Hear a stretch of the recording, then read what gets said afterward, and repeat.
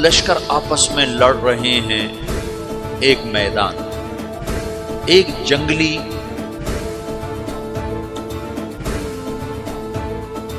بدوؤں کا قافلہ، جنگل کے لوگ اپنے قبیلے کو لے کر، ایک جنگلی قبیلہ اپنے سردار کے ساتھ نقل مکانی کر رہا ہے ایک جگہ سے دوسری جگہ۔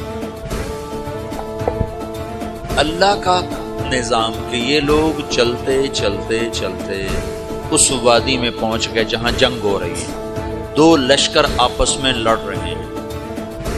جب یہ وہاں پہنچتے ہیں تو ایک لشکر کے قدم اکھڑ رہے ہیں اور دوسرا غالب آ رہا ہے۔ ان کو نہیں پتا شکست کھانے والے کون ہیں اور فتح پانے والے کون ہیں، ان کو نہیں پتا۔ اس جنگلی قبیلے کے سردار کا نام بھی تغرل ہے، تغرل۔ تو یہ سردار کہتا ہے جو شکست کھا رہے ہیں ان کی مدد کرو، کچھ پتہ نہیں کون ہے، کہتا جو شکست کھا رہے ہیں ان کی مدد کرو۔ تو 400 وحشی جنگلیوں نے فاتح لشکر کے پیچھے حملہ کر دیا۔ تو ایک کافی ہوتا تو 400 دوڑ دوڑ جب تلواریں پڑیں تو چند لمحوں میں نقشہ بدل گیا، بھاگنے والے جم گئے اور جمنے والے بھاگ پڑے۔ جب جنگ ختم ہوئی تو شکست خوردہ لشکر کے بادشاہ نے ان کو بلایا، اسے پوچھتا ہے مجھے جانتے ہو میں کون ہوں؟ کہا نہیں۔ کہا تو تم نے میری مدد کیوں کی؟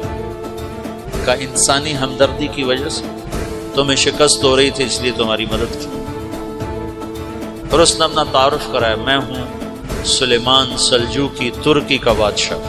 مسلمانوں کا لشکر تھا اور تاتاریوں سے شکست کھا رہا تھا، تاتاری فتح پا رہے تھے، مسلمان شکست کھا رہے تھے۔ تو وہ اللہ کی غیبی مدد بن کر آئے۔ تو وہ اس سے کہتا ہے میرے ساتھ رہنا پسند کرو، تم نے میرے اوپر احسان کیا ہے، میں اس کا بدلہ دینا چاہتا ہوں، میرے ساتھ رہنا پسند کرو؟ کہنے کا کر لوں گا۔ تو اس کو لے کر ترکی آیا اور استنبول اس وقت روم کی حکومت میں تھا، اسے فتح کیا اس تغرل کے آگے چوتھے پانچویں پڑپوتے محمد فاتح نے۔ تو یہ استنبول ہے، یہ ترکی ہے، بیچ میں ایک چھوٹا سمندر ہے، یہاں ایک جاگیر ہے۔ تو سلطان سلیمان کہتا ہے یہ جاگیر تجھے وقف ہے، ادھر سے رومی مجھے تنگ کرتے ہیں حملے کر کر کے، تو میرا دفاع کرتے رہنا، یہ جاگیر تیری۔ اس جاگیر پہ اس نے اپنے قافلے کو آباد کر دیا، اپنے قبیلے کو، اور ایک چھوٹی سی حکومت بنا لی، جو ایک صوبہ سمجھو سلمان سلجوقی کا، وہ ایک چھوٹا سا صوبہ ہے۔ وہاں جب یہ رہ پڑا تو پھر یہ ایک شیخ کے بیعت ہوتا ہے، وہاں شیخ طریقت ہے، ان کے یہاں یہ بیعت ہونے جاتا ہے۔ وہ اس کو رات اپنے پاس ٹھہراتا ہے، تو ایک کمرے میں ان کو ان کا خادم ٹھہراتا ہے۔ یہ جب کمرے میں جاتا ہے تو سامنے دیوار میں تاقچے پر قرآن پڑا ہوا ہے۔ تو یہ تغرل بیگ کہتا ہے یہ کیا ہے، یہ کیا ہے؟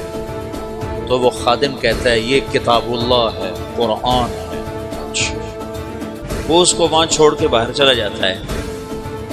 وہ دیہاتی آدمی، جنگل کا رہنے والا، پہلی دفعہ زندگی میں قرآن دیکھا، وہ کہتا ہے یہ قرآن ہے، اللہ کی کتاب ہے، میں اللہ کی کتاب کے سامنے سو جاؤں، کتنی بے ادبی ہے۔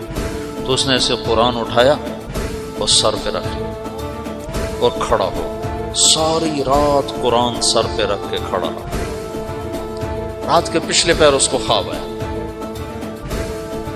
کھڑے کھڑے اس نے دیکھا کہ اس کی پشت سے ایک چاند نکلا اور شیخ کی بیٹی کے سینے میں جا کے اتر گیا۔ پھر اس لڑکی کے سینے سے ایک درخت نکلا جو پھیلتے پھیلتے پھیلتے 3 بر اعظم پہ چھا، افریقہ پر، یورپ پر، ایشیا۔ پھر اس کی آنکھ کھل گئی، وہ کھڑا ہوا ہے۔ تو اس نے صبح یہ خواب اپنے شیخ کو سنایا، تو انہوں نے اپنی بیٹی اس کے نکاح میں دی تھی۔ اس بیٹی سے ایک بچہ پیدا ہوا، تغرل بیگ نے اس کا نام رکھا عثمان، عثمانی ترک نام سنو، جو میں نے کل بتایا تھا کہ 1924 میں وہ خلافت ختم ہوئی۔ تو ایک بیٹا پیدا ہوا عثمان، عثمان نے پھر ایک نئی اسلامی حکومت کی بنیاد رکھی جو 1924 تک چلتی رہی، کوئی 800 سال یہ حکومت چلی۔ تو حکومت کا شیرازہ بکھرا لیکن پھر جڑ جاتا تھا، پر وہ کرنے اول والا جوڑ کبھی نہ پیدا ہوا، ٹکڑے بن گئے۔ ان ٹکڑوں میں اللہ لوگ پیدا کرتا رہا جو دعوت دیتے رہے۔